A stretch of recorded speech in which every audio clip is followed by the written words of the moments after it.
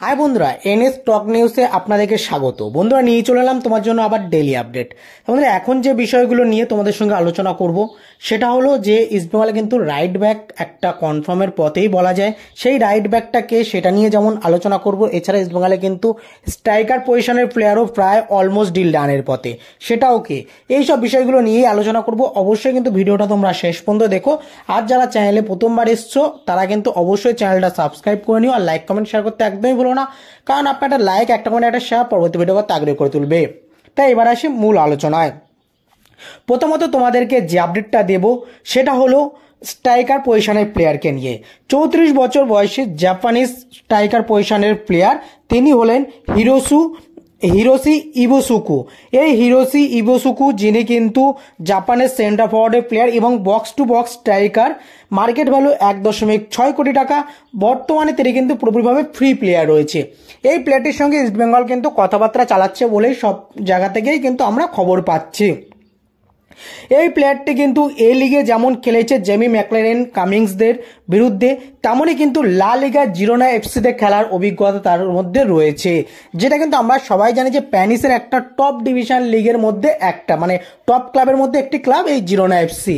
সেই ক্লাবে খেলারও তার অভিজ্ঞতা রয়েছে। এছাড়া কিন্তু তিনি যে লিগ, জাপানিজ যে লিগ, সেই লিগেও কিন্তু খেলার অভিজ্ঞতা তার মধ্যে রয়েছে। ভরপুর কিন্তু তার মধ্যে অভিজ্ঞতা রয়েছে। এই প্লেয়ারটি টোটাল 440টা ম্যাচ খেলে 124টা গোল করেছেন এবং 26টা অ্যাসিস্ট করেছেন। যদি তোমরা ইউটিউবে গিয়ে সার্চ করো তার গোলগুলো, তাহলেই তোমরা দেখতে হবে তার কোয়ালিটিটা কি রকম। তার কোয়ালিটিটা কিন্তু একদম মানে কি বলবো, খুব দারুণ রকমের ভাবে কোয়ালিটি আছে কিন্তু তার মধ্যে। তা এই প্লেয়ারটি যদি শেষমেশ ইস্টবেঙ্গলের জালে ধরা দেয় তাহলে অবশ্যই কিন্তু ইস্টবেঙ্গলের জন্য ভালো হতে চলেছে। কিন্তু সব থেকে একটা যে মাইনাস পয়েন্ট যেটা হতে চলেছে সেটা হলো তার বয়স। একটা বয়স কিন্তু তার অনেকটাই বেশি, 34 বছর বয়স। তিনি কিন্তু 1 থেকে 2 বছরের বেশি কিন্তু সার্ভিস দিতে পারবে না। তাও 2 বছর সার্ভিস দিতে পারবে কিনা তারও একটা কিন্তু নিশ্চয়তা নেই এই ইস্টবেঙ্গল শিবিরে। তাই সেই জায়গা থেকে কিন্তু একটা সমস্যা থেকেই যাচ্ছে। এর পাশাপাশি আরও একটি স্ট্রাইকার পজিশনের প্লেয়ার যার আপডেটটা মার্কেটে খুবই ছড়াচ্ছে, তিনি হলেন 25 বছর বয়সী নাইজেরিয়ান সেন্টার ফরওয়ার্ডের প্লেয়ার এফিয়ং এনসুঙ্গুসি। এই এফিয়ং এনসুঙ্গুসি, যিনি কিন্তু মার্কেট ভ্যালু 2.4 কোটি টাকা। তিনি কিন্তু রোমানিয়ার ফার্স্ট ডিভিশন খেলার অভিজ্ঞতা রয়েছে। এছাড়া কাজাকিস্তানের ফার্স্ট ডিভিশন লিগে খেলার অভিজ্ঞতা আছে। এছাড়াও কিন্তু ডেনমার্কের সেকেন্ড ডিভিশন লিগে খেলার অভিজ্ঞতা আছে। তাহলে বুঝতেই পারছো, রোমানিয়া, কাজাকিস্তানের মতো দেশে ফার্স্ট লিগে খেলেছেন, তাহলে তার মধ্যে কিরকম কোয়ালিটি আছে, তার মধ্যে কিরকম কি রয়েছে, কতটা কি রয়েছে তার মধ্যে, সেটা আমাদের ভারতীয় ফুটবলে কতটা দিতে পারবে এটা আমরা আশা করি সবাই ধারণা করতেই পারছো। কিন্তু বিষয়টা হচ্ছে যে তার মধ্যে যে কোয়ালিটি থাকলেও তার যে গোল করার অ্যাবিলিটি, সেই গোল করার অ্যাবিলিটিটা কিন্তু অনেকটাই কম বলা যায়। তার কারণ কি? তার কারণ যদি আমরা একটু প্রোফাইলটা চেক করি তাহলে কিন্তু টোটাল তিনি ম্যাচ খেলেছেন 148টা ক্লাব ক্যারিয়ারে। সেখানটায় কিন্তু তার 33টা গোল এবং 11টা অ্যাসিস্ট। সেক্ষেত্রে কিন্তু বলতে গেলে অনেকটা কিন্তু তার গোল করার অ্যাবিলিটিটা একটু ডাউনের দিকে রয়েছে। সেক্ষেত্রে আমরা যদি এই হিরোশি ইবুসুকি এর কথা বলি, সেক্ষেত্রে কিন্তু এর অনেকটাই বেশি আছে। তাই সেক্ষেত্রে দুজনের যদি কম্পেয়ার করি, একজনের বয়স কম, একজনের বয়স বেশি। এছাড়া একজনের গোল করার অ্যাবিলিটি ভালো, আরেকজনের গোল করার অ্যাবিলিটি একটু ডাউন। এছাড়া কিন্তু যদি আমরা ক্লাব ক্যারিয়ারের দিকে দেখি, ক্লাব ক্যারিয়ারে কিন্তু জাপানিজ প্লেয়ারটা অনেকটাই হাই লেভেলের ক্লাবে খেলেছেন। সেখান থেকে কিন্তু এই নাইজেরিয়া প্লেয়ারটা তার বয়স কম, সেক্ষেত্রে কিন্তু তিনিও খেলেছে অনেকটা নিচু লেভেলের ক্লাবে। তাই সেই জায়গা থেকে বলা যায় যে এই জাপানিজ প্লেয়ারটা কিন্তু বেস্ট হতে চলেছে। এবার দেখার বিষয় থাকবে যে শেষমেশ ইস্টবেঙ্গল কাকে শিলমোহরটা দেয়। এখন আমরা যতটুকু জানতে পারছি টোটাল 4টে প্রোফাইল আছে, 2টো ল্যাটিন আমেরিকার প্রোফাইল, একটা নাইজেরিয়ার এবং একটা জাপানিজ।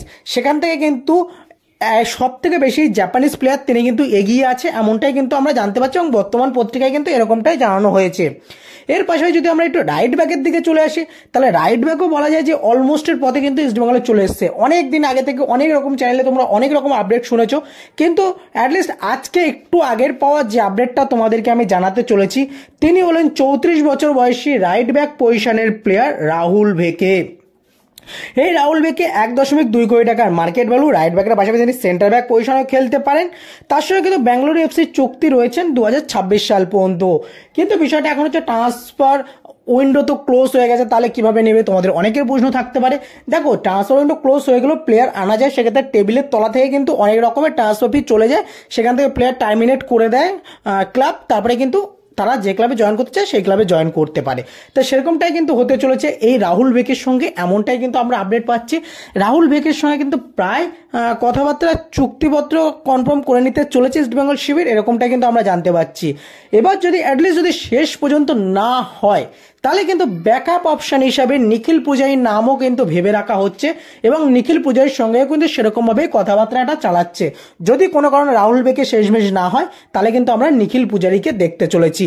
এবার দেখার বিষয় থাকবে ইস্টবেঙ্গল ম্যানেজমেন্ট শেষমেশ কাকে নেয় এবং তোমাদের কি মতামত, কোন প্লেয়ারটাকে নিলে বেশি ভালো হবে সেটা কিন্তু তোমরা অবশ্যই নিচে কমেন্ট বক্সে জানাতে ভুলো না। তার মধ্যে আজকে ভিডিওটা এইটুকুনি, যাতে ভালো অবশ্যই লাইক কমেন্ট শেয়ার করো আর অবশ্যই চ্যানেলটা সাবস্ক্রাইব করে পাশে থাকা বেল আইকনটি ক্লিক করে নিও। ধন্যবাদ বন্ধুরা, ভালো থেকো, সুস্থ থেকো।